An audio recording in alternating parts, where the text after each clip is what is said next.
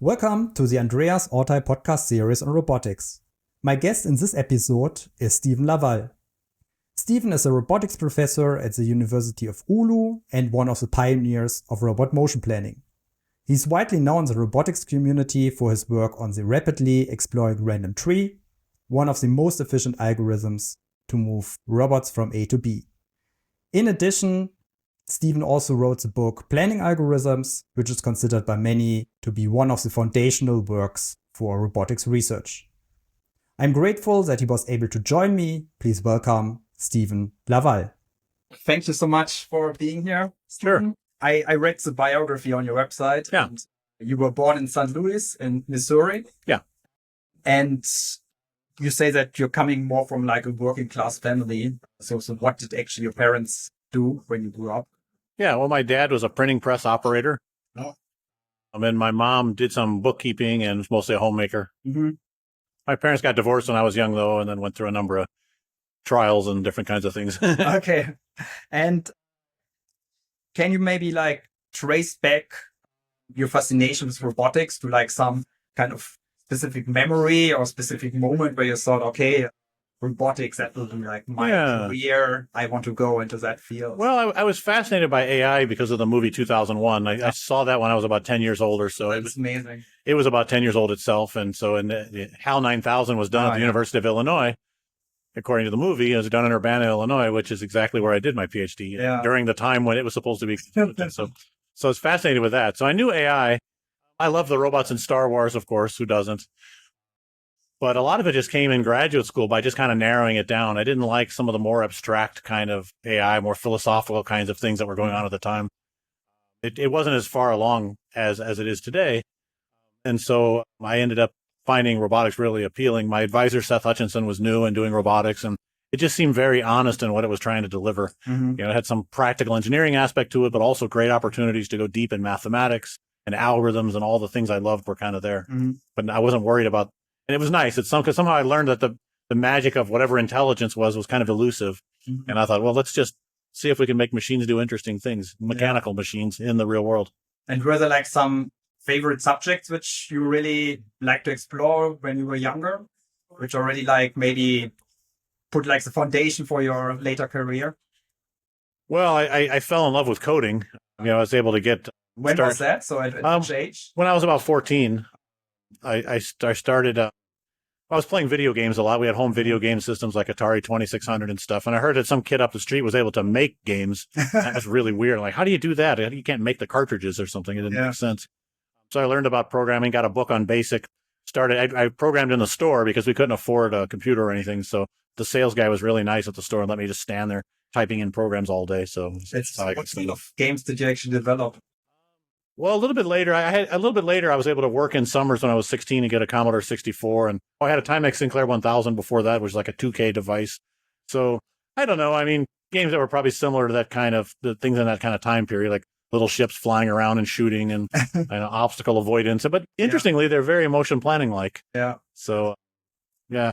I also made a map of the U.S. down to the level of state boundaries. And then I figured out how to do like rotations and translations and different kind of shearings of it. I was experimenting with linear transformations and stuff, and it was really neat. I could zoom in and zoom out and stuff. And so it wasn't quite like Google Maps, but it was it was like a 1980s version of that. That was. You did basically already like a very primitive way maybe of transformations in computer graphics. Yeah. So did all of that already like. Yeah, I just found those things fascinating anyway. I didn't know what I was doing too much at the time. I didn't learn a lot of math until a little later. Mm-hmm. And did you have any other hobbies besides coding? Well, I noticed that I was better at math than a lot of other people were and stuff. It came easy for me. And what was strange is that basic algebra was very hard for me. But when I got to calculus, it was much easier. Mm-hmm. And then things that were supposed to be even harder were even easier somehow. Like they converted. I'm not saying the higher levels aren't hard. It gets very intense, but it got more beautiful and more natural the more I learned. So that was very attractive to me. And so I knew that when I went to the university, I thought pure computer science wasn't enough. I wanted to do computer engineering because it would give me an excuse to learn more of what I thought was the fundamental math. Mm-hmm. It's really just calculus and differential equations at the start. There's other kinds of math I wasn't even aware of yet that I learned about later in grad school. But that was kind of it. I wanted to have this combination of math and playing with computers. So And there was actually a little bit of struggle to get into university for you, right? Could you maybe talk a little bit about that? I struggled to get into university, or yeah. Well, I mean, the challenge is at some point in my second year of high school, I decided to really start trying in school. So because it was really, I had a couple of really inspirational teachers. It was my Spanish teacher and my English teacher. So they came from women who came from, liberal arts and humanities that were, I think, quite empathetic and recognized that I had some kind of talent, and they really helped push and encourage me, that said, you can do anything, And I thought, well, really? That didn't seem really, that's not what other people had told me. Well, that is good motivation. The headmaster of my school before high school told my dad that I'd very likely end up in prison and be most likely to be incarcerated out of the class. So, and he was quite serious. So encouraging. So I was used to thinking I'm like a problem kid like that. So, but anyway, I started trying really, really hard. And by the time I was a senior, I was the top student in every subject, humanities or whatever. It wasn't a super competitive high school, but it was a good high school. It was a Catholic school, and the people there were, there's some really good teachers that were very well committed. And so then I went to the University of Missouri for a year because I could not afford to go to the University of Illinois, because if you're not in that state, you have to pay 3 times the tuition. And I couldn't figure out how to arrange all the borrowing. But eventually I figured out how to borrow all the money and kind of arrange everything, and I transferred over to So how did you do university. that? Just from family and friends, or? No, there's like different loan programs. My girlfriend at the time told me about something called I forgot, it's called something Foundation of St. Louis Scholarship Foundation. That's what it's called. And it was run by women, and it was for women, but they decided to start adding men to it. And so I was able to get money from that. I was very grateful for that. It was a 0 interest loan. And then there were some government programs. And then I had to somehow hide one of the loans from the administration at the university, because if I had mentioned that loan, then they would give me less money of aid, because they still make sure you're a few thousand short anyway, like as if I then need to work odd jobs or something to pay for it. But I knew that the education at the University of Illinois engineering would be very intense. And I wanted to be able to just work on the school all the time and not work some odd jobs. That's an unfair thing to do to people too. You're a little more poor, so you got to work a side job while you're in engineering. Then no you way. can't concentrate on the. That's right. And I worked all the time there. I was so intense. I knew what the stakes were, because I'd been kind of down before, and I just didn't want to leave anything to chance, So you didn't enjoy like university life and did some partying, but you just. No, it was just hard work. In grad school, it got a little more relaxed because it's less structured. I worked very hard in grad school, but then I took some good breaks, did some traveling or even a little partying with some people in the lab and stuff. That was okay. And so what kind of subjects did you actually study at the university, which maybe really fascinated you, or which like inspired you to go further into this area of robotics? Robotics was mainly in my first year of graduate school. I just kind of eliminated all the areas of AI, and also picked an advisor that I felt really comfortable with. So my advisor, Seth Hutchinson, was doing robotics, and that's how I narrowed it down to that. But at the same time, my fascination was in physics and math and those kinds of things. Robotics has enough of that, I think. And as I took more advanced areas of mathematics, like I took a graduate level real analysis my second year of grad school, and I took algebraic topology and other kind of courses. I attended a lot of courses too that were also very advanced. They're kind of like PhD preparatory courses in mathematics. Like they're exactly for the math people and very pure. No one's thought about. And I learned the philosophy of math and what those people are trying to do. And that was really helpful in engineering. Because then if I want to make up notation, or I want to figure out what the right question is to ask, a tendency towards minimalism, don't make up a bunch of extra stuff that doesn't need to be there. These kind of things mathematicians are very good at. So that helped shape me tremendously for the rest of my career. And so this was already like during your master studies? That was during, master's and PhD was kind of the same program. So it was kind of near the end of my coursework for PhD. A course near the end of undergrad that really helped me was I had an undergraduate advisor, Franco Preparato, who happened to be one of the founding fathers of computational geometry, wrote a book on that. And he suggested I take an algorithms class over on the computer science side, because I was a computer engineering, kind of electrical and computer engineering student. So I went and did that, and it was a really hard class, and it was algorithms was way more mathematical in some sense, closer to pure mathematics than my engineering courses were. It was as if the math in engineering had been kind of stale. Like it'd been in engineering for a couple of generations, and no one remembers why it's there anymore. They just know that you need to know it, and they're proud of it, that it's really hard. But when you get when it's closer to the source of mathematics, the beauty comes out, and they're trying to explain things and understand things really well. There's no terror of proofs. Doing proofs is like a horror for most engineering students, but that's because it's like some kind of exercise to like show you how like challenging or how tough mathematical stuff can be. Whereas in mathematics, it's like, no, you're convincing another human why something is true and trying to do it very clearly and very cleanly. Very much almost like writing a program, trying to describe in a very precise way how something should work. And so how do you actually think about mathematics? Is it for you a very visual process where you try to imagine something in your head, draw a picture of something, of a structure? Or is it more like symbolics that you try to that's right. It depends on what kind of math it is. Yeah. And I think there's very often two different kinds of mathematicians. There's the ones that tend to gravitate more towards real analysis, which is more visual, I would say. Mm-hmm. It looks kind of like it's the math of calculus and then some. I like topology a lot. All these things are a little more visual. The other group of people tend to like algebra more. And I appreciate algebra as a beautiful art, and I learned to appreciate it, and I got better at it as I got older, but I wasn't as natural. So I tend to think more visually somehow. And motion planning is like that as well. It has this kind of, I love visualizing high dimensional information, configuration spaces and information spaces. Whatever visualize means, it's somehow in my head and I can kind of see it, but it doesn't look like the things around us in the world right now. And how hard was it actually to get into this PhD program once you finished actually? I was the number one ranked student. So I had a perfect grade point average when I applied to graduate school. I could hardly afford to apply to many places, and I did not know that you should probably apply in the US to 6 or 7 places. So I just applied to MIT and Illinois. MIT rejected me. I was number one in the number 3 school. Our university is ranked number 3 in the country. But I'd only been there for a couple of years because I transferred. I finished 1 year early too. So I hadn't probably done enough because I was accelerated. I was working really fast through things.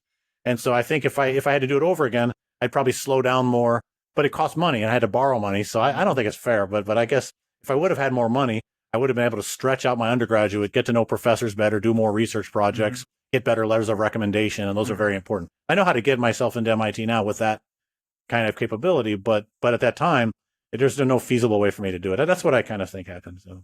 So the way for today's students to get into MIT would be to do more networking, to get more professors onto your case. And now there's expectations to publish and things like this. This was like the late 1980s. And also, I don't put all your eggs in one basket. I mean, you should, if you want to be at a top school, fine. And you say you want to be in America and be at a top school, apply to Berkeley and Stanford and Cornell and a bunch of other schools as well, whatever your favorite ones are, but put some top ones, maybe a few fallback ones. I really did nothing.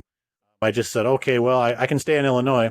They had this wonderful place called the Beckman Institute, which looked like the place that was going to be where they built the HAL 9000 from 2001. It was a very new facility, huge donation from an alumnus, Arnold Beckman. And I was really excited. It seemed all about pursuing the foundations of intelligence, both with physics and biology and computer science people all there together. And your PhD advisor was Seth Hutchinson. That's right. So how was it actually like working with him, and what kind of advices did you get from him? Yeah, well, it was great working with him. He's only 8 years older than me. And so I couldn't believe that he was a professor. I thought a professor had to be some stodgy old person that I had no connection with whatsoever. Yeah. But the fact that there wasn't a generation gap, and his dad was a printing press operator too. So also I had this sense that he was telling me I could be a professor, and I'm like, never thought of something as ridiculous as that. I just at each point when I finished my degree, I knew I wanted the next one because I was kind of bored and I was afraid to go to industry and be told what to do all the time because I had a lot of my own independent ideas. But what to do after PhD, I did not really have a plan. It was so high up and so far beyond what I had ever dreamed about that I didn't really think about it. So he helped encourage me and explain the academic system to me because he also grew up in kind of a working class environment and he had to learn all that stuff himself the hard way. And he was very good at teaching me, what I need to be doing, making sure I'm very prepared in presentations and how to interact with professors and what's important to focus on and these kind of things. So it was really good. Yeah. And what were the first topics you worked on? Maybe even the first paper which you wrote? Yeah, well, it was his suggestion mainly to work on computer vision. So I worked on a Bayesian image segmentation approach. And the idea was to calculate a probability distribution over the space of image segmentations. So I worked feverishly on that, published maybe 8 or 9 papers on that, I think. I can't remember the exact number, including 3 journal papers from that. So in very good places too. So I worked very intensely. And then his jaw dropped about 2.5 years in when I said, yeah, this is all great. I'm going to turn this in for a master's and then I'm going to do motion planning for my PhD. And I told him it's his fault. He he ran a great class on motion planning using Latom's book in 91. And so I said, no, I'm going to change to that. And he's like, well, I was very productive as a student. And so it's like, well, okay. So I switched over and did that. And by 95, I had finished. It was about 92 when I was telling them that. And by 95, I had switched over. I also fell in love with game theory at the time too. And so it was one of my PhD thesis was called a game theoretic foundation for motion planning, I think. And so what was actually the first paper which you wrote on motion planning? I can't remember where it was published, but it involved using some kind of game theory to move robots around, but they were just on a grid or something. I think it was in 93, but I can't remember the exact location of it. But then very quickly I discovered the principle of dynamic programming by going to the library, and I read old articles of papers that were talking about value iteration and Bellman's principle of optimality for like one-dimensional problems. And I think, hey, wait a minute, I think we're like decades later now in the 90s and we have fancy, expensive computers. I bet I can get 2 or 3 dimensional problems working maybe with obstacles and all this stuff. So I tried that stuff and it worked beautifully. And that's when the papers I'm more proud of sort of came out, like multiple robot coordination and some papers with like stochastic feedback, optimal planning could all be done with value iteration, which is the basis of, reinforcement learning, a lot of the other things that people seem to like today. Nobody knew that stuff then or cared, but that was, I felt like I hit a jackpot on that stuff. So. And so in 1995, you finished actually your PhD thesis, right? That's correct. So what kind of options did you consider to go forward? Well, the day I finished my PhD, I applied to about maybe 40 places for faculty positions and got not a single interest. I had about 20 publications, which was a lot. It was about as many publications as the whole lab, the rest of my research group combined. And they were in good places too. I mean, like a lot of computer vision ones and a lot of robotics ones. So they were all in well, not all, but most were in top places. But I applied to all these places, total rejection. I defended my thesis with no offer anywhere, and I was just going to go back to Missouri. I'm like, all right, well, I tried, And then after my defense, I went out and did some nice partying with some friends to kind of celebrate. And then I didn't realize that shortly after my defense, I got an email from Jean-Claude Latome saying, hey, come to Stanford for a postdoc position. I had asked him and I had asked Matt Mason if they happen to have any funding. And I sent them. In those days, you had to send papers. So I sent like Federal Express, like express mailed a package of papers to both of those guys. Matt's a great guy. I have a great relationship with him, but he didn't have any money for a postdoc. But Jean-Claude Latome did. And so I'm like, I guess I'm going to Stanford. So I did that. Nice. And so maybe what would be your advice to like PhD students of today of how they can be like as productive as you have been during this time when you wrote your PhD? I don't really know. I mean, it's really hard to do both quantity and quality in research, but I was so motivated. I was just absolutely determined and passionate too. I mean, I just love the work and I was always thinking about it. So if it's not a total passion project, if you just kind of feel like you're gaming it or scheming it all the time, then I don't know what to say. But I had a lot of papers just because I had so many ideas and I was just thinking about it all the time and working really hard on it. And my advisor was very good at giving me the right kinds of guidance and the right kind of feedback to help me turn into a good writer and to express myself well and in papers and come up with the right formulations. But I had all this mathematics background, which he encouraged me to take more math and do that. He wished he could, he said, but he didn't get a chance to take as much as I was able to take and stuff. So I think just kind of setting the conditions right and making sure are you in a research group that has pretty open funding that gives you if you're very creative and very passionate, can you do the things you want to do and listen to advice of your advisor and such? Or are you in a group where you have to do these very applied projects and they're on a schedule and you have to do this and do this and this, and then it's tough. You may be in a group where a student may be in a group where there's a lot of other people in the group who are more senior and it's very collaborative. Then you should get involved in the collaborations and eventually start to take a leadership role for more experimental research. It's like that. But we did not have a group like that. We were doing more individual work at the time. And that's how more of the work was back then too. And so basically in 1995, you arrived to California. Drove my car across country with already. Actually drove a rental truck pulling my car behind the truck and just showed up. Wow. And was your first time in California? No, I had been once for something in 1994. Was ICRA in San Diego in 94? I think. Yeah, it was. I think it was ICRA. And, yeah. So. Okay, and how did you like California? Was it like big change for you? Or? Yeah, I mean, I was more there to do the work. Mm-hmm. So the Stanford campus was very beautiful and intimidating. It just exuberates, like it just wealth is just like everywhere. It looks so perfect, and it looked kind of like intimidating in some ways, but yet I was able to work there. So it was very nice. Weather was perfect, which was strange. Like there were no seasons, so it was just sunny and nice all the time, which is not too great when you're busy working anyway. So I don't want to feel like, oh, I wish I were outside when so, but culturally it's great. The restaurants were great. The people were great. The students. So. And what was your first big project you worked on during your time as a postdoc at Stanford? Well, I was funded under a DARPA project, which we called the Intelligent Observer, which was one robot that was following another one with a camera. I guess the robot could follow a human in more modern times, but they had these nomad robots, and they were called little cylindrical robots with a mobile base, and we had cameras with one following the other, and we got some nice papers out of that. I was first author on a couple of papers. One of them used dynamic programming and value iteration to help to figure out how one robot can maintain visibility of another. Mm-hmm. And we had another one I was really happy about called, we called it the visibility-based pursuit evasion problem, because one time the one robot went out of the field of view of the other, and one of the students, David Lynn, said, well, how do we find it again? And I thought, that's a really interesting problem. We went to the board and started talking about it, and it led to this beautiful work, and I'm very, very happy about that. And it stimulated a thread of work from other researchers, and myself contributed. Rajiv Motwani, the famous randomized algorithms researcher, was on the paper, along with Leo Gibas, a famous computational geometry algorithms person, and Jean-Claude Latome as well, and the students, David Lynn and I were on the student David Lynn and I. And so during this time, I heard that computer vision algorithms were not like super stable, and one day Bill Gates visited your lab. Oh, you know too much, huh? Yeah. I heard the stories there. So what is actually the story? Yeah. Well, we were in the Gates building. We moved into the brand new Gates building. He gave the naming contribution.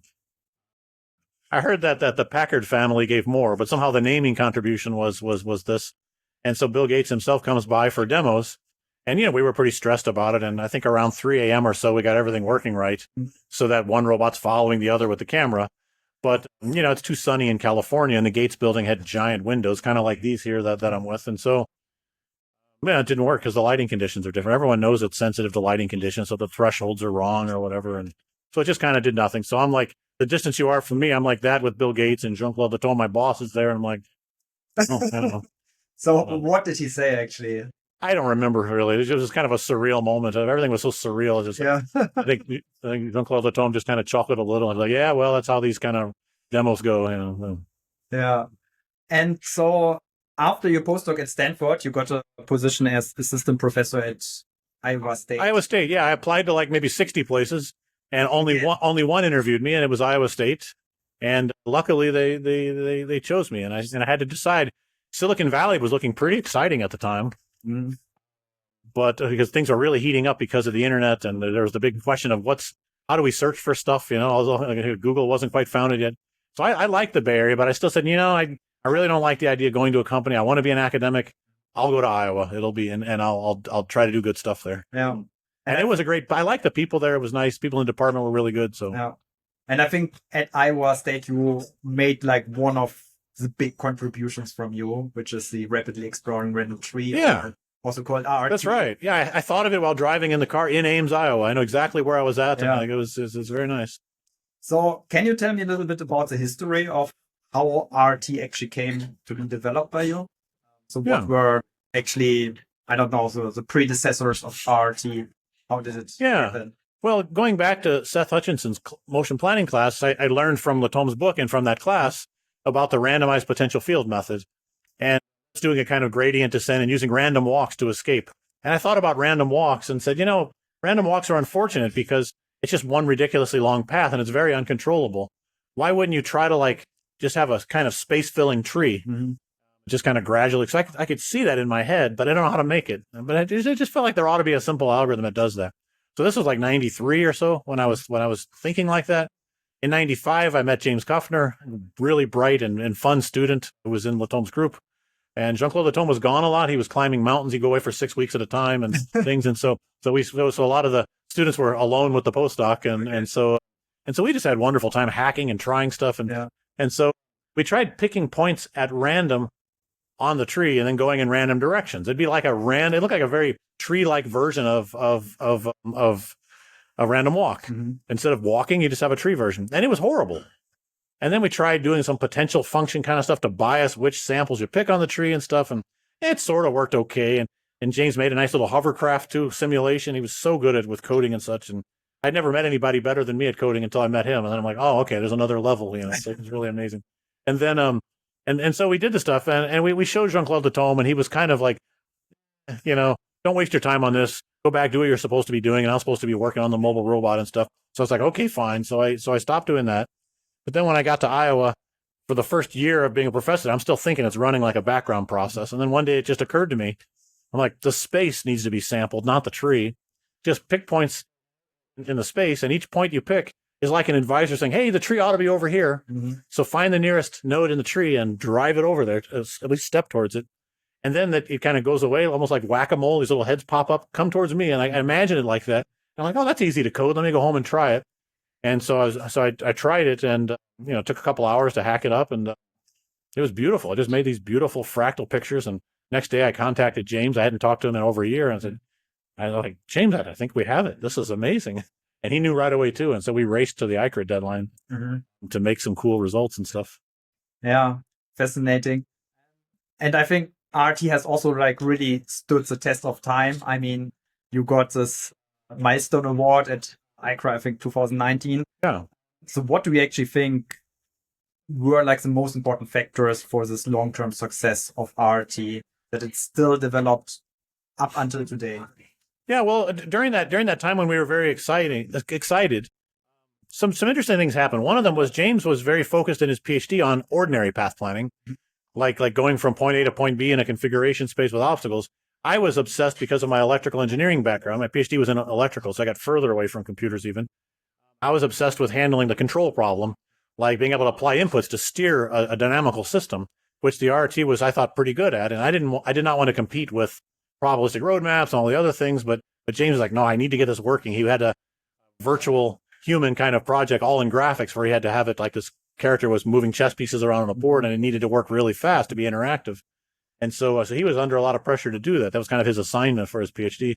And he pushed more in that direction. And then we had this idea of bidirectional trees right away, even for the first ICRA paper. But then for the second paper, this RRT Connect, what ended up being really important, this idea of trying to connect the trees together in a very special way, and also connect all the way to the random sample. So that ended up being the fastest planner around by a lot. And then it's so easy to implement and play around with that people started coming up with variations of it for different kinds of problems. And so the fact that you can easily get started and then try it on your problem or the next problem and so forth and so on, it's kind of like what happens with deep learning. People are like, oh, I can do better. And then they come up with some different architecture, some different ideas, except this was very simple. It didn't need massive amounts of hardware and software infrastructure. So with some fairly simple coding, as long as you have collision detectors, which became available, most of them from University of North Carolina, Dinesh Manosha, Ming Lin, and others produced these nice collision detection packages. So you could get started, pretty fast with these. So that just caused a big flurry of research. Some people trying to improve RRTs, and some people just simply using them as a module for something else. And you also coined during this time this notion of sampling-based planning. Yes. I think the term randomized was not in there. And that's right. It is on purpose because you don't really believe in randomization, but you would actually say that this whole sampling should be more like in a deterministic way. Is that correct? Well, it's complicated. So there's a branch of algorithms called randomized algorithms, which became really popular. Rajiv Motwani, who was very influential there, and he was a collaborator of the group. As I said, I collaborated with him on one of our other papers. That was a very important trend, and it's very valuable there because normally algorithmic analysis uses worst-case analysis for everything. But it turns out for a lot of algorithms, maybe the input was structured in some bad way so that the worst case happens because the input wasn't structured very well. It was in a bad, maybe you're sorting numbers, maybe they're in a bad ordering for some particular algorithm. So it turns out randomly shuffling the inputs ends up helping the algorithmic analysis because it becomes like an average case mixed with with worst case. And that's a big help. So the randomized typically meant that. So that I believe in, and that's very sound. But the kind of probabilistic path planning or randomized path planning, whether there's two different kind of names floating around for it, that was a little more like saying, okay, I need to sample the space somehow for these algorithms, and it's important to be random. But to truly be random, that means it can't be too uniform. Uniform random is quite different than uniform. A grid is uniform, and you can make other things that are not very structured like a grid, but they're still uniform. If you start putting a bunch of buckets in the space, divide the space into buckets, and you put 1,000 random samples down, and you have, say, 20 buckets, some buckets need to have too many points, and some need to have not enough. So for it to really look random. If they all have the exact same number, that's too uniform. Mm-hmm. And also, you can get deterministic guarantees with random sequences. You can make sure that every open set or every neighborhood in the space has been touched or covered. And that's a very important property rather than just hoping it happens with probability. Yeah. Makes a lot of sense. So I just wanted to ask you about ChatGPT. So today we are really living a completely different area because of big data. Do you think that something like RoboticsGPT or so could really like make motion planning deprecated? Yeah, I think I follow the philosophy that's pretty close to what Ken Goldberg was talking about at this conference on the first day. We mentioned this term, good old-fashioned engineering, and I think I don't see these kinds of techniques replacing good old-fashioned engineering. I think you don't want to learn force equals mass times acceleration by going and getting a bunch of data and such. So I think it's very important for us to understand what are the right places where we need models and how to exploit those, and what are the right places to exploit learning and use that. It's also very important to me to have understandable robots and understandable autonomous systems in general. So they have to be built from some kind of principles, some models and tools where we can do mathematical analysis so that we can have safety, predictability, characterizability, these kinds of things. And I don't see that going away anytime soon. There's kind of need for these things. In some applications, maybe it won't matter, or for one module inside of a system that is very safe, it's okay for it to be a little unpredictable. Perhaps that's okay. It can do a lot of benefit, but I don't see it being sort of the ultimate replacement somehow. That's how it looks to me. And do you believe that there's still value in doing like fundamental motion planning research? So something like, which could like replace RRT, for example? Or do you think that this is really the best we could have ever come up with, and there's not really value in any? Well, I hope it's the best. No, just kidding.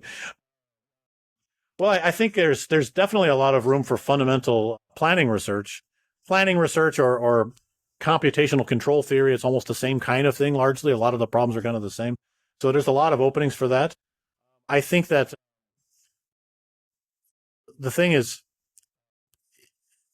right now the planning has been, or up to now the planning has been mainly on configuration space or an extended phase space. I'm very excited about information spaces, which is the space you naturally live in when you don't have perfect state information. And I think that's where the kind of wild frontier is, and a lot of potential is there. Also, a lot of different types of feedback motion planning where it's not a path you're computing, but rather a policy. And there's lots of opportunities there as well. So I think there's a lot of room for movement in that. And there's always probably more room for mathematical analysis and better characterizations and these kinds of things. And I think those will improve.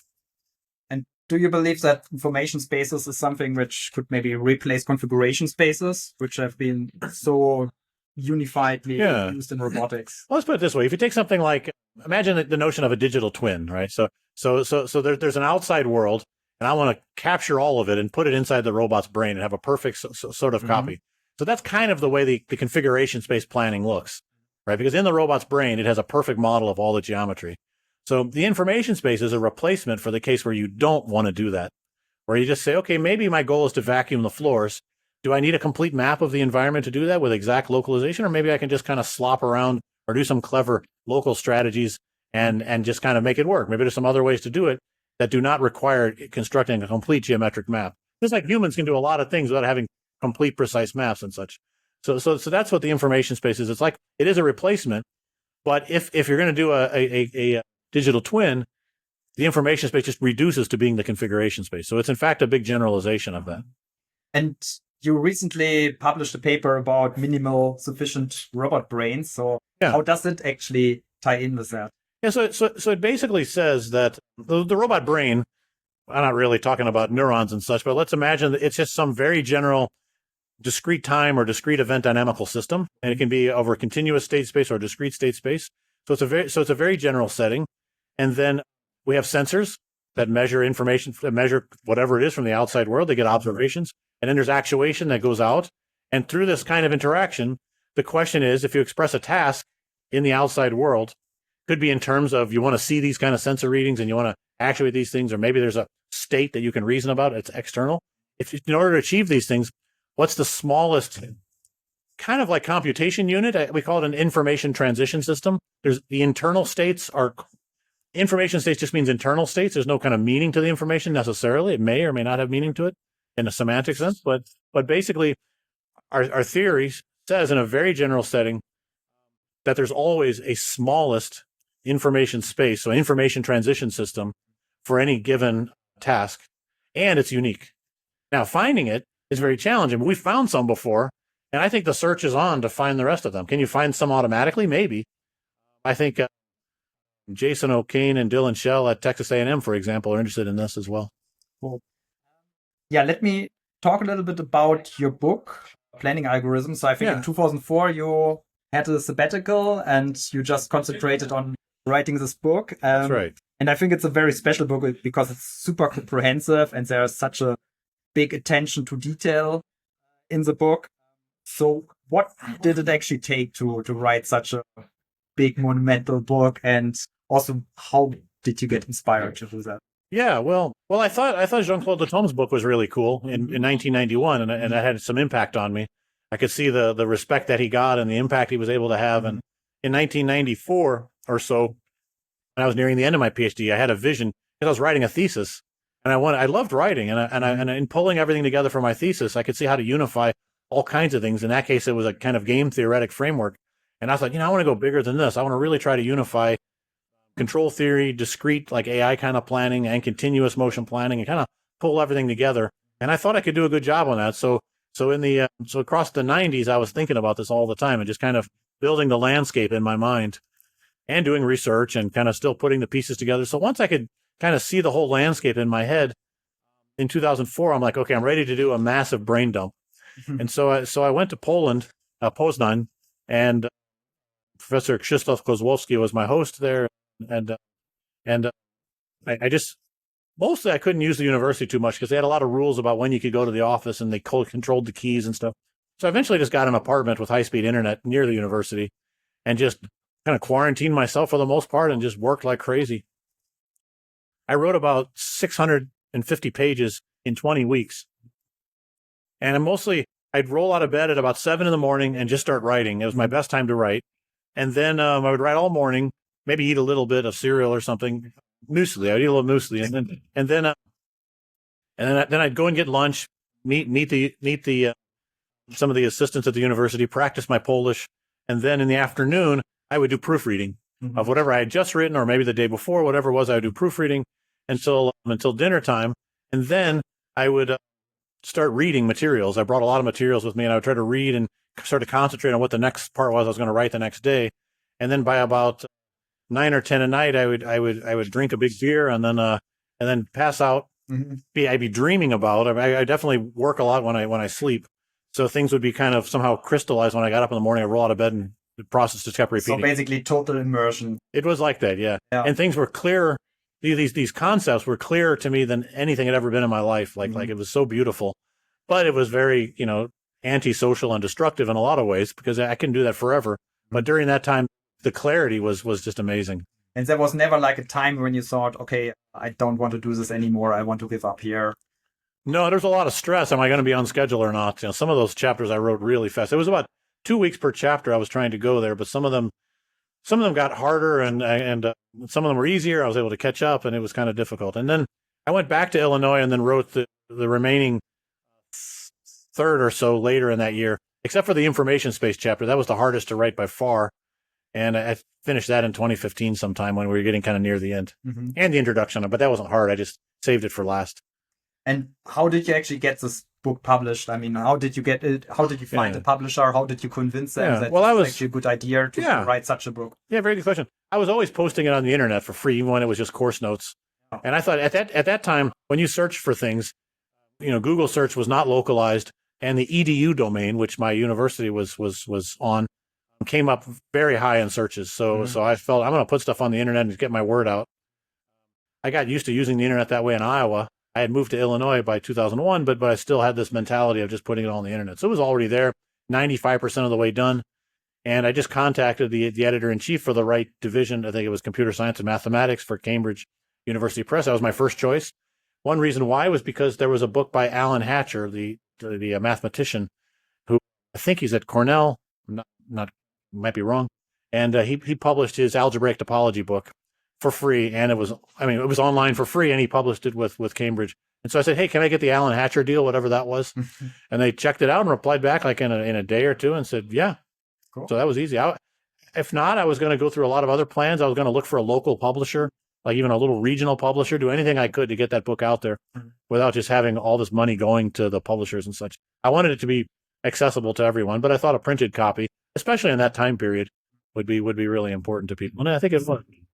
And so I think there were like almost like 1,000 references which you had in the book. So how did you actually manage to go through all those papers? How did you actually organize yourself to retain this information? Well, that was everything I accumulated going all the way back to my PhD. And I was very scholarly for PhD. I spent a lot of time in the library, a lot of time always trying to build a landscape. I call it like a landscape of literature. And very often, if to go into a new area that I don't know as much about, the first paper is very painful, very hard to read. But I was falling back on all that mathematics that I mentioned before. So things are kind of easy, unless it's a poorly written paper. A lot of engineering papers are kind of showy. But I'm like, oh, that's just cumbersome notation. They kind of show off, or they don't quite know how to express things right. I skip that stuff. I try to find the really good papers, learn the stuff well. And then if there's other papers that I want to reference that kind of fall into that, I can skim them a little more quickly and kind of say, oh, I can see what they're doing, and I see how it's related to these things. So I can give the right recommendation to the author. If you want this variant or that variant, or these people showed this bound, so these kind of things, just enough to make sure my statement is correct and where it fits into everything was like that. So I didn't just at the start of writing the book sit down and read 1,000 papers, but it was something accumulated over probably more than a decade leading up to that. And I guess all the papers were not like in PDF format back then. No, they weren't. So you had to like print all of them. You're right. To, like make big. I had copies of everything. I had a whole suitcase just filled with books and papers and stuff. So that was very frustrating. And I kept going back to the U.S. I went 6 weeks in Poland, 1 week back, 6 weeks in Poland, 1 week back, and then 8 weeks in Poland. So I could exchange stuff as well. Mm-hmm. Nice. And do you think, if you look back at the book, are there some parts which you find a little bit like deprecated right now, or you would like rewrite in hindsight? Yeah, like, do I want to cringe when I read something back? That was my biggest fear when I was writing it, is that I would look back 10 or 20 years later. I kid you not. And have so there was like my future self imagined looking back at me going, don't screw this up. Don't screw this up. It'll be embarrassing. And I think because it was mostly fundamental stuff and mostly mathematical things and things like this, that I could, well, that's what I decided to do and not be too speculative about anything. I don't think there's much speculation in there. And so I don't have any regrets about what's written there. There's stuff I would add. Happy and proud of the fact that I covered quite a bit of reinforcement learning and worked that right into my coverage of value iteration and optimal control kind of form of planning and stuff. It fits perfectly. I guess I could add now, instead of like grid-based representations for cost to go functions, we could have neural representations, and I could easily tie into that. I could add asymptotically optimal planners like RRT star and a bunch of other things that came after that. And afterwards, you also published 2 more books, I think. Yeah. So did it actually become easier to write books? And what were maybe some lessons which you learned during the spirit of writing books? It became harder because I have more time spent on family, some challenging family issues, but also children to raise and other things. So it got harder to really block off the time to do that. The sensing and filtering book is kind of small. It was like a teaser book for the bigger book that was supposed to come, and I was set to write that on sabbatical in Finland in 2012. Also, there was due to be an RRT book, which I wrote a part of, and my co-authors got busy in companies and stuff, and then I got busy in companies and stuff, and a lot of stuff happened. So and that one might one day be revived, who knows? But then after the VR thing, I wrote a VR book that was a lot easier to write than the it has a lot more words and pictures, put it that way, than the planning algorithms book. So I could and it's shorter, so I could pull that off more quickly. So you still have an RRT book on your shelf, which you want to publish at some point? Yeah, in a Linux directory somewhere. So nice. Yeah, and I guess almost everyone who likes to write also normally likes to read. So what are maybe like some books which you really like to read, or maybe like some kind of books? Yeah, that's a good question. I'm not a super reader in some sense. I actually write better than I read. I don't know. My reading rate's always been kind of slow, and I don't know all the reasons for that. A lot of my family members have struggles with like ADD, ADHD, and different kind of things like that. So my attention wanders quickly sometimes. I liked in my 20s, I was kind of able to get my reading speed up enough to when I took breaks from my research to read a lot of novels. I loved like Asimov's robot novels. I loved Arthur C. Clarke's books as well, Greg Bear, a lot of other like hard science fiction. So that was really nice. In terms of technical books, I love math books, and I collect math books. I have just rows and rows and rows of math books, and I was able to, luckily as a professor, I was able to buy them on my budget, like unrestricted money, and bring them with me. So I still have them. I have a home office with tons of them. Many of them are yellow books, like Springer Verlag, GTMs, Graduate Text in Mathematics, and undergrad ones as well. A lot of them are missing now because I hand them out to students, and then we both forget to like have them come back to me and stuff like that. But I could name some of those kind of books maybe, but a lot of math books anyway. Yeah. Is there maybe some book in particular which really influenced you and your life, and maybe the trajectory of your life even? Yeah, that's a good question. I can't say there's any one book like that. When I was an assistant professor, I read Ayn Rand's Fountainhead, but I don't get into sort of the politics and philosophy of Ayn Rand and that kind of thing. But I found the book very inspiring because there was one character who was super passionate and creative, and another character who was more obsessed with success and always needed the creative guy's help to do this. And Howard Roark, I think, was the hero of that. And so Howard Roark was like clearly separated things out for me. Like I wanted to be the one who's passionate, and I'll go down being passionate, trying to do the right things before I'll try to make the choices to succeed better. And that helped me to think about those things when I was starting off as an assistant professor. But again, I don't go further into all the philosophy and all this. I forgot the name of the philosophy. Anyway, I forgot. Yeah. Anyway, not in the philosophies. In 2012, you actually got an email which changed a little bit the trajectory of your life. You joined Oculus. And so how did this actually happen that you switched to industry and worked on the Oculus headset? Yeah, that was quite an out of the blue thing, and that disrupted my project to make more books, which I sometimes still regret, but yet it's like, oh, it was a pretty good path, so it was all right. But well, I had settled into sabbatical in Finland. The fall was coming. We were very happy. I was there with my wife and two boys, and we really enjoyed it. But actually, my wife was a little bored. She has a PhD in robotics as well, and so she was looking for stuff to do. And anyway, out of the blue, I get this email about this company that just got a couple $1 million in a Kickstarter. The email is from a guy named Jack McCauley, who's a UC Berkeley alum from electrical engineering back in the 80s. And basically, they needed help with Euler angles and quaternions. They were Googling for stuff like that, and he found my book, my planning algorithms book. And I just Googled for the company and said, oh, these guys are getting a lot of press, and there's a lot of buzz around this. I don't know anything about companies, and I usually want to steer clear. I was also at a point in my life where I was frustrated.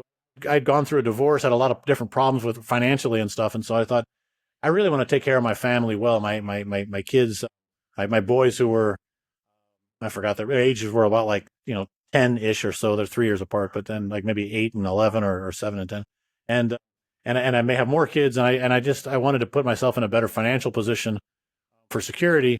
And I thought this looked like fun and adventurous. And I remember my video game excitement back in teen years. And this was kind of like working with grown-up teenagers, kind of. Palmer Luckey himself was 19 when he started the company. And so I thought, this is kind of fun. Maybe this is like a good chance to explore, like, what if I had gone like the entrepreneurial route instead of professorial route? And so it seemed exciting to try that.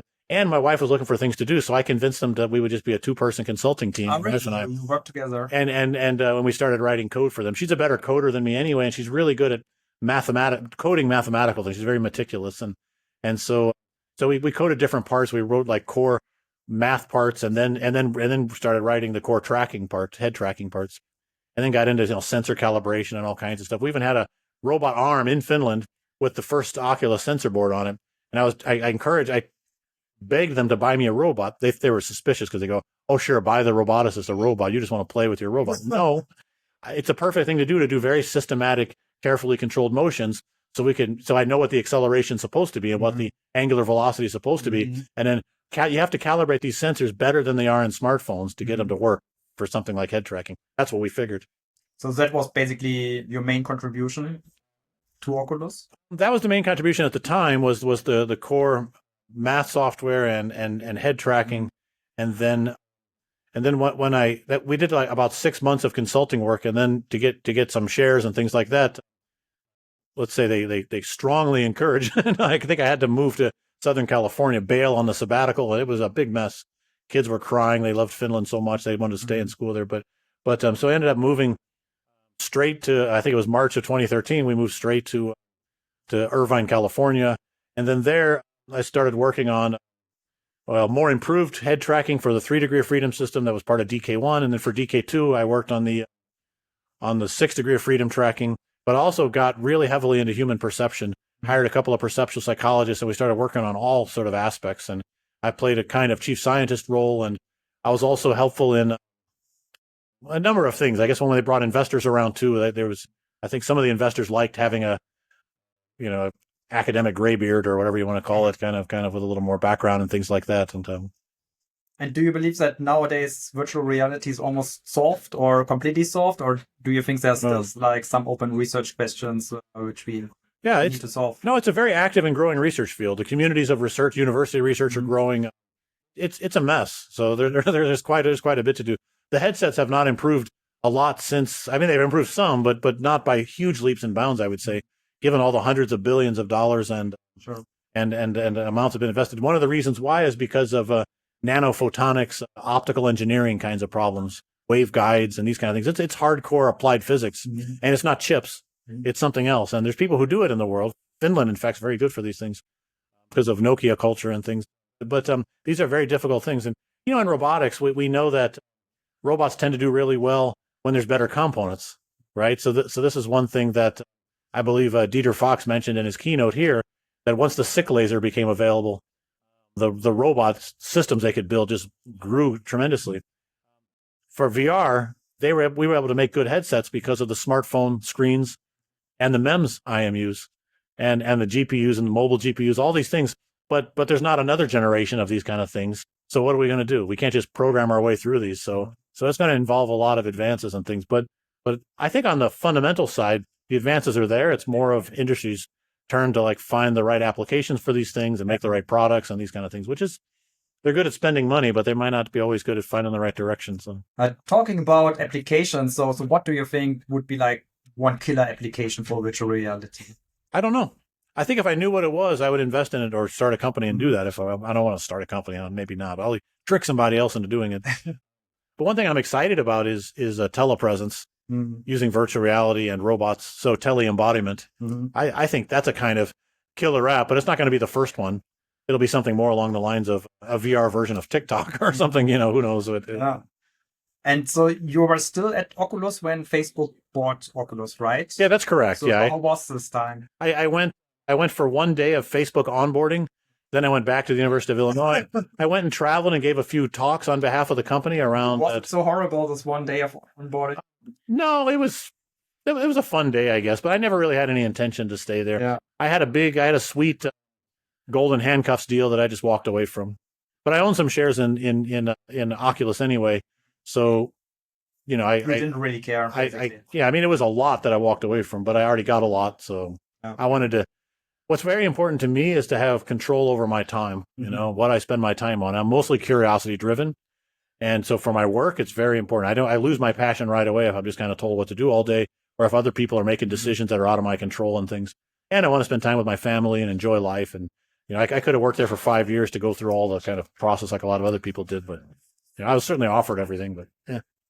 So, and then basically went back to academic life. Yeah, well, not right away, because things got crazy. Because when Oculus was purchased for $3 billion, then a lot of things happened. I started doing angel investing. A lot of companies wanted advice. I met with some billionaires, and that changed a lot of things. People from Hollywood, just a lot of different doors were open. So I explored as much as I could. I was from Hollywood.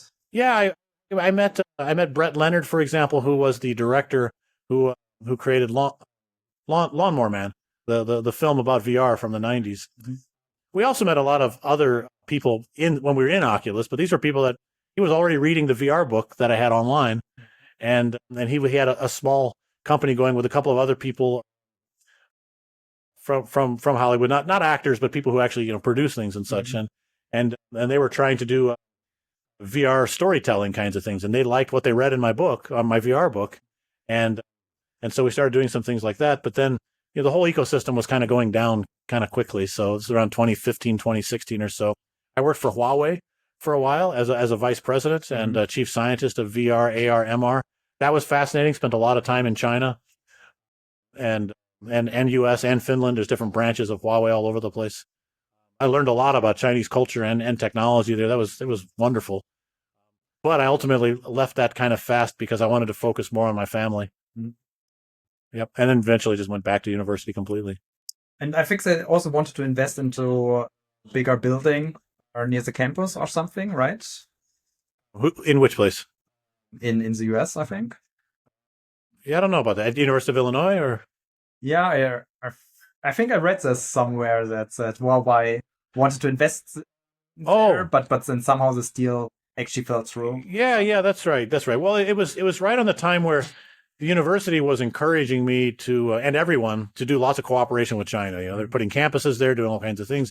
And I said, well, Huawei invited me to be some high-ranking person. In fact, I was in meetings where it's just all Chinese people, all speaking Chinese all day, and I'm the only. I don't know Chinese language, and they're very nice, but they weren't very international at that level. They're a very international company, and I have lots of great things to say about them. But at that level, I was the highest ranking non-Chinese person around and stuff. So it was a very good opportunity. But I lost my. Oh, sorry. Go back to your question again, because I think Well, somehow there were some political tensions. Yeah, about that. Yeah. So that then it all kind of then it got kind of bad. So the university very quickly changed its stance, and I think they were under some pressure to do that from the government and things like this. And so fine, Shortly after that time, I left and moved to Finland anyway for a huge number of reasons. But yeah, but that was a factor. I left Huawei at the time too as well. For a while I tried to get Huawei to transfer me to Finland. Okay. But that was very confusing for them. They either transfer people from China to country X or country X to China, but they never transfer somebody from country X to country Y. They said that makes no sense. I'm like, okay, well, I can't keep working for you from America. Sorry. So yeah. Okay. And so then you basically went back to academic life. Went back to academic life, full swing, full force in Finland then. Yeah. Cool. So I would like to talk a little bit about doing successful research. So I think you are one of the most exceptional. You had a very exceptional research career, I would say. What do you think were actually had the biggest impact on the success? And is there maybe someone who really deeply influenced you? Yeah, it's really a lot of people. I mean, I could cite just a couple of critical teachers in high school that inspired me. I had a great PhD advisor. And just lots of conversations with researchers and conferences, or they visited us at Illinois or Stanford, and I don't think there's any one kind of thing. It's just a lot of. I think I was a very shy person and worked very hard, but it was very hard for me socially, and so I think trying to overcome those fears and trying to get myself out there a little more. It was slow going, but everyone has to work on their strengths and try to fix their weaknesses and not let those stop them, and so those were challenges, but I was able to get through those. But ultimately got to know enough people and found many inspiring researchers. And so what kind of attributes do you think a successful researcher really needs to have? Well, you have to love what you do. You have a great passion. I think the passion is more important than wanting to win the prizes or wanting to get the great, you'd like to have a secure job where you can keep doing research, but I think one has to be careful about gaming it too much. So I think for me, since given the background that I had come from growing up, I was already at such high levels that I'm not afraid to lose my tenure track position or whatever. I can't, I'm going to do what I think is the right thing. And I'm much more tolerant of risk than a lot of people perhaps, because I think the levels I went to were much higher than I imagined anyway. I'm just like, let's just see how far this goes. It's not double or nothing. It's double, and then I'll fall back to something that's still pretty darn good. So I think that's important, be able to take risks and stick close to your passion. And hopefully, you have good values. I love teaching and working with students. That's also very important. This kind of like intellectual renewal, going on all the time.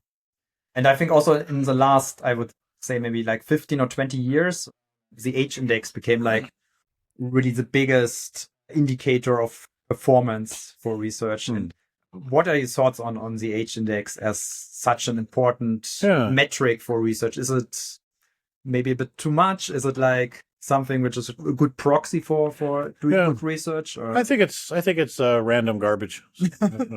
Random garbage. So yeah, it just looks like the older you get, the bigger it gets, and the kind of busier you are, the bigger it gets. So if you publish a lot, you got to be active enough to kind of, you got to be in some community and get out there enough to like market your stuff, I guess, and then you can get a kind of a big number. But I don't know. One interesting thing, P.R. Kumar, professor who was at Illinois for many years, and he worked in a stochastic control theory, wrote a book with Varaya on stochastic control, really nice book. He was giving a lecture once to young graduate students, and he was explaining the academic career, and he said something really cool. It's nerdy and cool. He said that in the beginning of your career, people apply the L1 metric to it, which is basically just looking at the sum of the things you've done. And then as you get older, they apply the L infinity metric, which is what's the maximum thing that you've done. And I think that's a more interesting way. It's harder to assess if you don't have the expertise, but that's a pretty good way to do it. So you can be more kind of, did you publish in a bunch of prestigious places when you're junior? That shows something. It's hard to do that, and it shows kind of productivity. But only time tells, really, over 10 or 20 years, did you really have some big groundbreaking thing or something really big? So, if I'm done with research tomorrow and I look back and I have, the RRT or something, that's a pretty big thing, and that's cool. And I have this kind of monster book that I'm quite proud of. And if those are my L infinity metric, the things that I'm remember for, that's fine. If my H index were 2, because I had let's say a landmark RRT paper in that book, that'd be fine. No. Well, that sounds good. So let me talk a little bit about your time allocation. I mean, you have so many things which you have to keep up at the same time. You have to teach, you have to write, you have to read, you have to supervise students, you have to do research. So what is actually a way of how you structure, for example, your day, and how do you? Yeah. I'm a very unstructured person, and I don't do very well with schedules. So I do try. You don't have like this daily habit of getting up at 5 a.m. No. I always make sure I make sure I sleep enough, and I always try to make sure my students or people in my group know that I'm available and such. But I like a model more where they push me when they want something, and I tell them that I'm not going to have regular meetings all the time, and I don't chase people. They need to come to me. So people usually do well like that with me. And things have changed over the years. I think right now, I'm not retired, but I'm in, like, I like to say, the tired phase of my career. So before retired, I'm tired in the sense that I probably have more work-life balance than ever, and I'm spending a lot of time with my family. I'm traveling typically less. Wasn't sure whether this is such an amazing event, but I had to really think about it, spending time away from my family. And so I really try to balance things out in that direction. And then I also have 6 right now, 6 or 7 postdoctoral researchers, postdoc or higher researchers on my team. And they spend a lot of time working with students, and we bounce ideas off of each other and things. And so they handle a lot of things as well. And also there's another colleague of mine named Timo Ojala. He's a professor who runs the center that our group is a part of. And we kind of run the group together, and he handles all of the expected, like, crazy bureaucratic things that I don't understand, half of which are in Finnish. And that makes my life wonderful. So I can just focus on research and teaching a bit. Nice. And is there anything you believe like younger researchers in robotics should do differently, or? Well, I think it's a fairly general thing to ask, and everyone's different. True. But I think, make sure you play to your strengths and fix your weaknesses just generally. And I would say, don't think everything needs to be just deep learning and whatever, and go with the herd and all these things. I encourage everyone to dig deeper, do some good scholarly work, whatever's analogous to when I used to go to the library. Work hard to find things. Don't just search and something falls into your lap and you assume that's the complete search on things. And study as much fundamental mathematics, the most as you possibly can. And, get good at those things, because those are much harder to learn later. So do it while your brain is sharp and you have free time, not a lot of commitments. So really, like, keeping your knowledge in mathematics is like one of the most important things. I think so, yeah. Younger people could do. That's right. If you're terrible at it, then fine. Do more experimental work or do something else or change fields. I don't know, but at least for the way, I can't say one thing fits everyone. But definitely think about things you should learn now while you're not as encumbered and your body's younger and you can put more hours into things and stuff like that, because it's much harder later. So in 2018, you actually moved permanently to Finland. So what fascinates you about Finland? Why did you make this move? Yeah, well, in the life of a researcher and professor, we get to travel all over the world, and you get to hang out with people from your own research area. So you almost imagine like what would life be like if I were living in this country, and so probably these people you work with who also have the same passion for robotics or motion planning and stuff would probably be that's what it would be like. So I just I went to Europe a lot, and I started from the sabbatical. I lived in Poland. I found that fascinating. I found, Germany's nice, Netherlands, UK, a lot of different countries, but I kept finding the Nordic countries probably the most appealing somehow. I like they're sort of very advanced in technology, very clean, very oriented towards preserving nature. And I thought Sweden was very nice, and Norway, but Finland out of the end was probably the one that captivated me the most. And it's in that same like Eastern European strip. And so I like Poland, and my mom came from Eastern Europe, and so that was important. My wife's Ukrainian, and her parents were living with us in Illinois, even in California during Oculus because of the war in Ukraine. They're from Kharkiv, and so we had to get them out of there because it looked like that city was going to go next the same way as the Donbass. But it didn't. Now it is. Now it's being bombed all the time. But then her father got ALS in the U.S., and there was no way we could. It was really hard for us to care for him, even with the Oculus earnings. It's ridiculously expensive, and they had good insurance, but of course nobody covers stuff like that. And I just was so in love with the system in Finland where it's free education and healthcare, and people are just very thoughtful and nice and not arrogant about things, but just very, very nice. So we brought everyone, including my in-laws, to Finland, and they're still caring for my wife's father. Mm-hmm. And it's been 6 years, and he had a prognosis of only living about a year in America, and it's just very easy. And he's in a care center that's attached to our apartment building, so where my mother-in-law doesn't even have to go outside in the winter to see him every night and everything. So it's just that really helps us get a lot of work done because things are just taken care of, and it's just a great example of how they take care of things. And I thought to teach my children, I have 4 kids. I have 2 adult kids who are there with us. Well, my oldest son is studying in Switzerland now, but the rest he just moved away a month or 2 ago. But they're all essentially there in Finland, and I want them to learn those values, that we should all take care of each other, and you should not be trying to just get a pile of money so that you can get healthcare and education and these kind of things. So I thought, okay, I made some money in America, but I just don't believe in the values. Mm-hmm. I believe for my children, I want them to learn these Finnish values.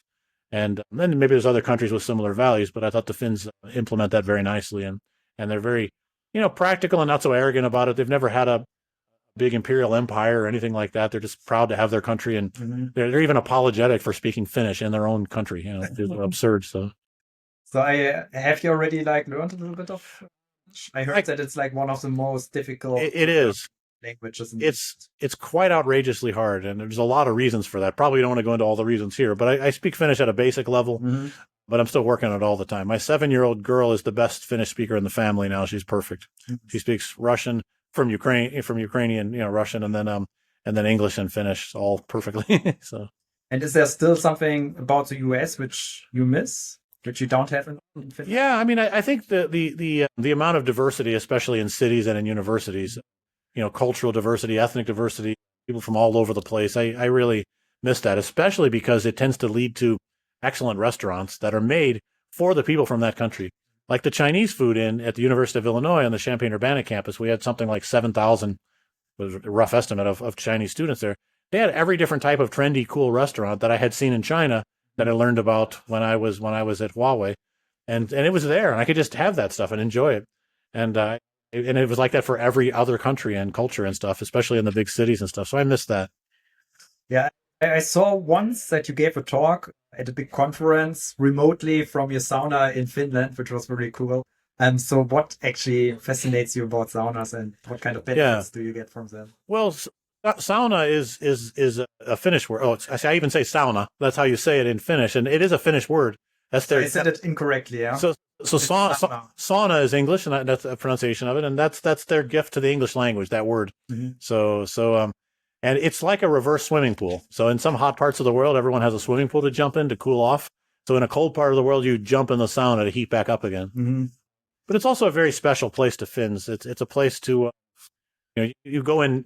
in my video, I wasn't naked, but usually you're supposed to be in the sauna naked, otherwise it'll burn you.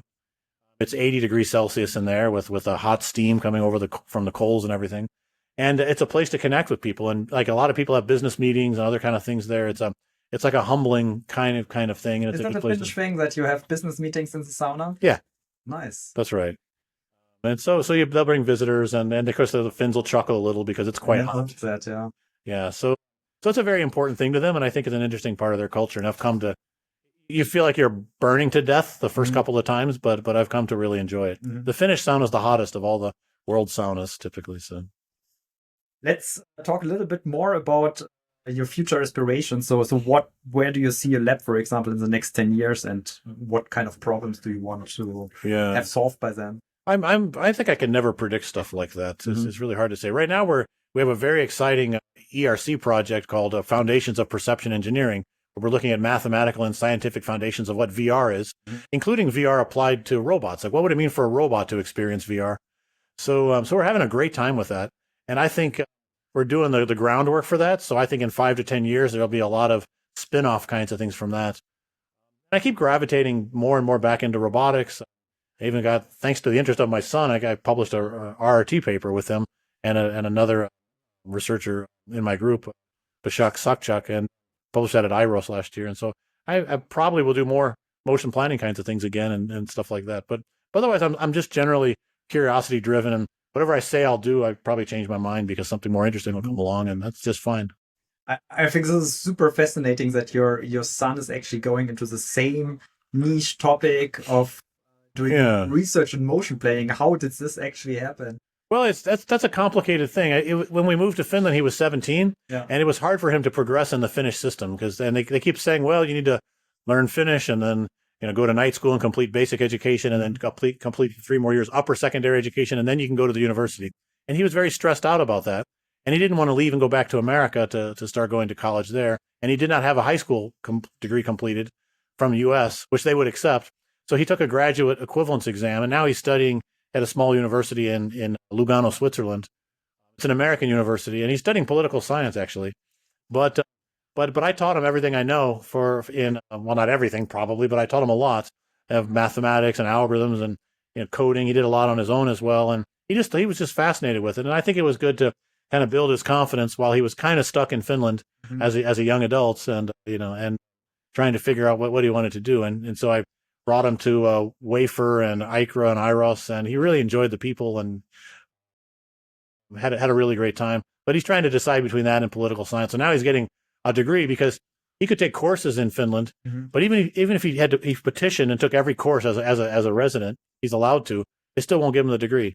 Or if he publishes all the papers for a PhD, they won't give him the degree because in the Finnish system, things are very. Apparently, it's like that all over Europe. You have to kind of go. There's no exceptions to the kind of standard rules and stuff. So he'll have to figure out what he wants to do after he finishes his degree. But it was a wonderful time to work with him. It was exciting.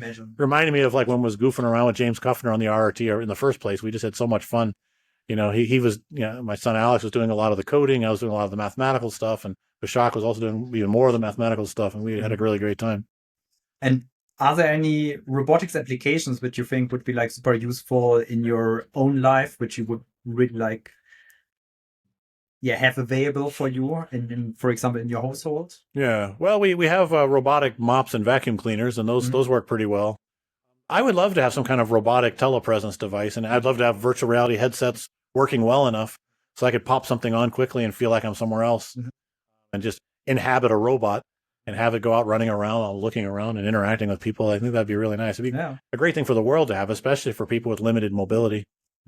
And it's like a shared autonomy kind of thing. So there's, robots and autonomy kind of there as well, but it's also a human-robot interaction. But you kind of want to forget that there's a robot and see a different body and interact with the world.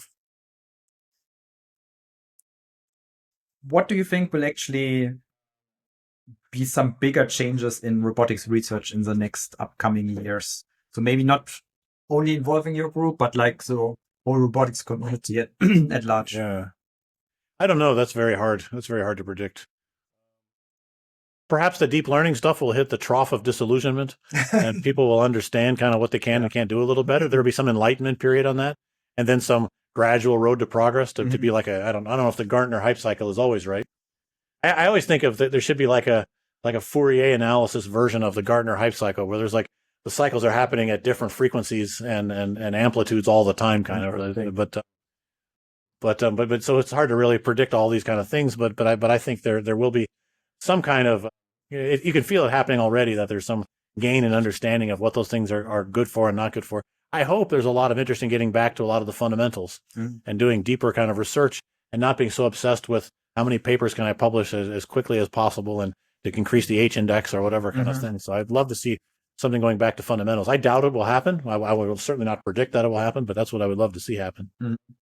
And do you have any advice to people choosing a research career in robotics? What should they, for example, pick as subjects? And well, I think I've already said some of that, right? So I think that the fundamentals, the mathematics and algorithms and control theory, these kind of things are very, very important. Maybe material science is important because if you want to do something more with in actuators and haptics and things like that.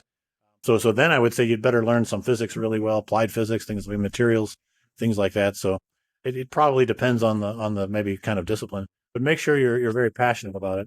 When I got into robotics, it wasn't a very popular area, so you had to be really passionate about it. So it is a big area now. So I think just make sure you're not doing it just because it sounds cool and is popular. You have to make sure you really love the questions and problems, for long-term commitment, because it's not always fun in academia and doing the research and stuff. It has a lot of ups and downs. Cool. Yeah, I think I'm already through with all my questions. Okay. So is there anything else you want to tell? No, I don't think so. Thanks very much. I've had a great time here at this event too, and it's I think it's just a very fun community. I've seen other communities drifting around in academia and such, and I like the robotics attitude the best. I think the people are a lot of fun. It feels like a big family. Yeah. Well, thank you so much for coming by. All right. Thank you.